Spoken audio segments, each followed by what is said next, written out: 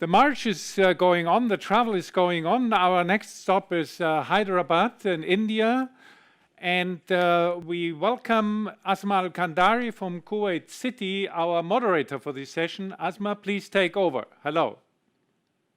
Hello. Hi, Prof. Roche.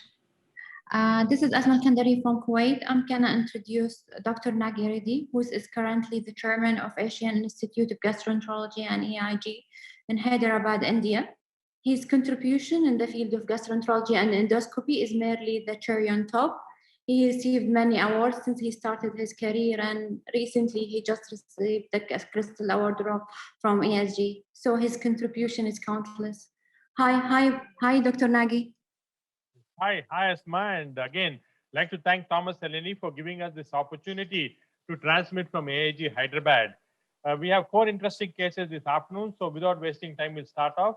Dr. Sandeep, who's our director of endoscopy unit, is going to start the first case. Sandeep, you want to start the case? Thank you, sir. Can you have the first slide, please?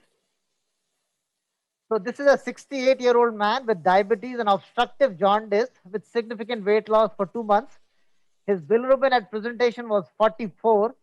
MRCP showed a hilar stricture, the CHT, with some portal vein thrombosis.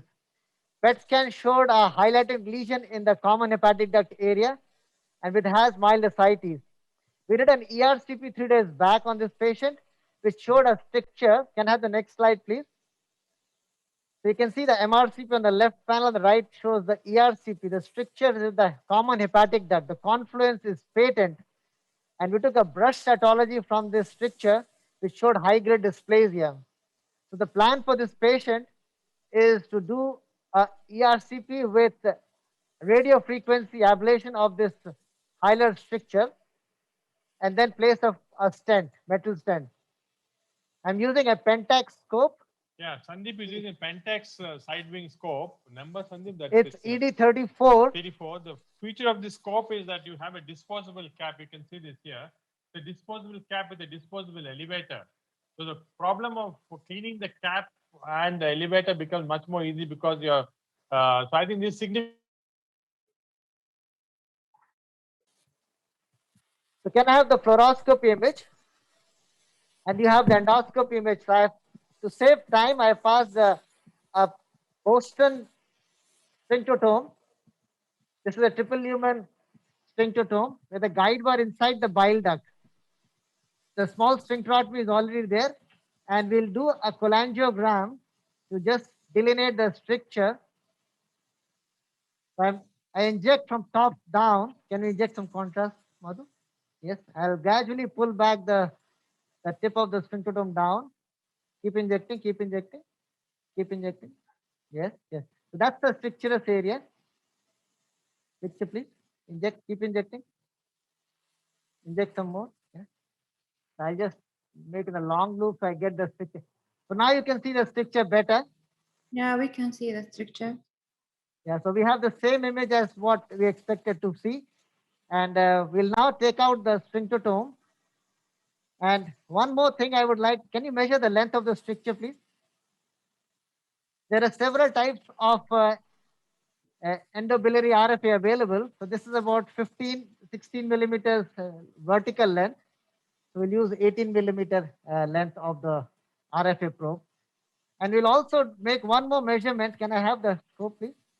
I'll have the sphinctotome at the top of the stricture. You can see that, Asma? Yeah, I can see that. So I'm now holding my catheter here. The cameraman can focus here, zoom here. I'll hold my finger here and gradually pull back. This will allow me to know the length from where the upper end of the stent would be to the papilla. So that will help me decide what length of the stent I need to use, because stents can vary according to the stature of the patient. So here my sphinctotome comes out. So can you have a scale next to it? It's about 8. So just about 8 centimeter vertical length. So if I place my stent, I think 8 centimeters should be okay. It'll just seep out of the papilla. So we'll take it out, exchange to our RFA catheter, the ELRA from Taiwan we'll be using. 18 millimeters length, please.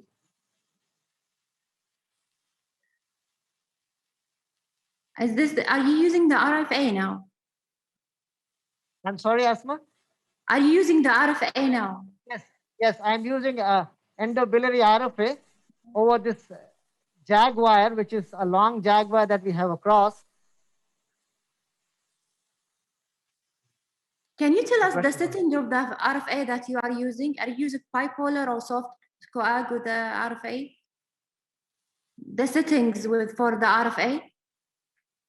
So we'll be using the generator from Taiwan, which is a sensitive generator. It has the feedback mechanism. You can set the temperature to a particular, so we will set it from 75 to 85. The moment the temperature reaches this level or it crosses, it stops automatically. Our aim is to keep the RF catheter at the site of stricture, overlapping the stricture. For about 2 minutes, we'll burn at 10 watts. The purpose of RFA is to ablate the tumor locally, which allows the stent to remain patent for longer period of time, and has also been shown to have some benefit in survival of the patient. So not only stent patency, but survival. So that's the catheter which is going inside. It has 4 ring electrodes. You can see that? Yeah, we can see. Yeah. So we can also see in the fluoroscopy as we go in, there are 4 ring electrodes, and it's a bipolar catheter. So we don't have to use a grounding pad. I'll place exactly over the stricture.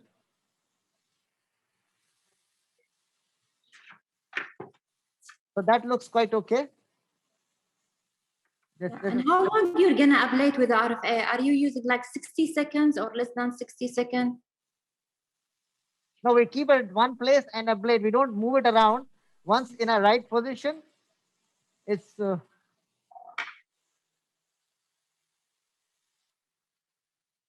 okay. Can you start now? Little bit, okay, yeah.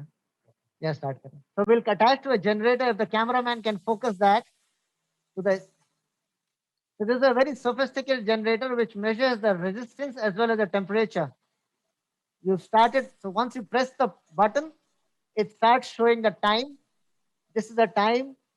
This is the temperature, and this is the wattage. It's set at 10 watt, and the moment it crosses about 75, it stops. And temperature as it comes down, then it starts off again. Our aim is to burn the area for about 2 minutes, that is 120 seconds. Keep the catheter exactly overlapping the stricture. Yeah, and Asma, this is actually a multi-bipolar. That is the multiple catheters. You can see the rings there. And from one ring to another ring, as the current goes and heat is generated. So it's actually a bipolar, but multi-bipolar. So that you can see. That's why I asked about if it's multipolar or just monopolar. Yeah, no, it's a multi-bipolar. So there are multiple bipolar catheters there. So it goes from one catheter. So it's a bipolar essentially, but it's a multi-bipolar. And what is the depth of burn that RFA induces? The depth of burn, you just keep it like for, you said 2 minutes. And what's the depth of burn? Till when you stop? Stop exactly at 2 minutes because it's got an automatic, you can actually look at the generator, the timer, exactly at 2 minutes because you got say 1 minute, 20 seconds now. Exactly at 2 minutes, it automatically stops. And you see the temperature is at 75, 76. It doesn't. And how deep the depth of injury? It's about 2 millimeter depth. How deep the depth of burn and injury? So it burns about 2 millimeter depth in the bile duct. So all around it will be about 5 to 6 millimeters as a cylindrical burn. So it also depends on if you use a higher wattage, you can go up to even 1 centimeter wall depth burn. But usually with this wattage, what we use for 2 minutes, it burns 5 to 6 millimeter of the wall transversely and circumferentially, of course. Okay, so I think it's over now. So we heard the bell. The reason that we don't use very high wattage and long is that the portal vein is very close to the bile duct and we can cause injury to the, we'll hold it for a minute or half a minute so it cools down. So if we burn longer, it can cause vascular injury and bleeds can occur. So the hilar strictures are more prone to bleeding, especially if higher temperature is used. Can you? Slowly. Yes. Stent ready. 8 centimeters. Keep it open, please.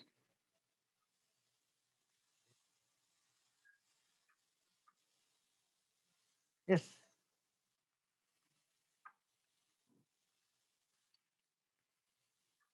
So I'll use an uncovered stent since it's covering the hilum.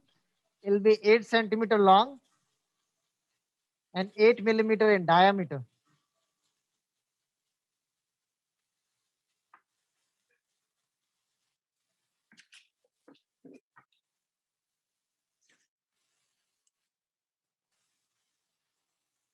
So the length of the stent has to be dictated by the height of the patient because the bile ducts will be very long in some of the European countries, where it's in India, where people are generally short statured. Stricture at the same site may have a smaller length stent required. So here comes on a short wire system. Do you The wall usually combine the stent with the RFA? Or can RFA be So there are- single treatment, or there you are should several combine both of them? now with there are several publications now on RFA and stent using both plastic and metal, but metal makes more sense because then you don't have to remove it.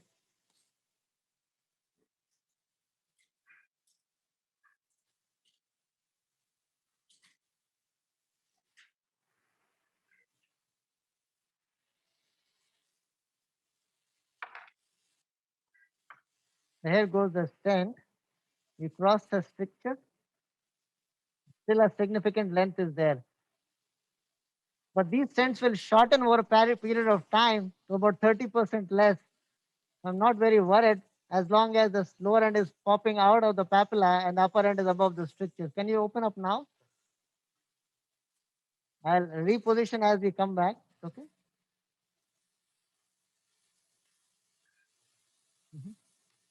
Okay. Yeah. Okay. Please go. Go ahead. Go ahead.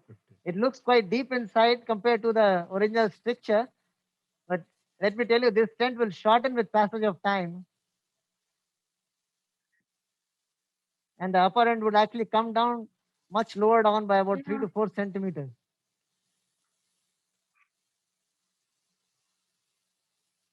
It Okay. looks really good. Thank you, Sandeep, for that excellent demonstration.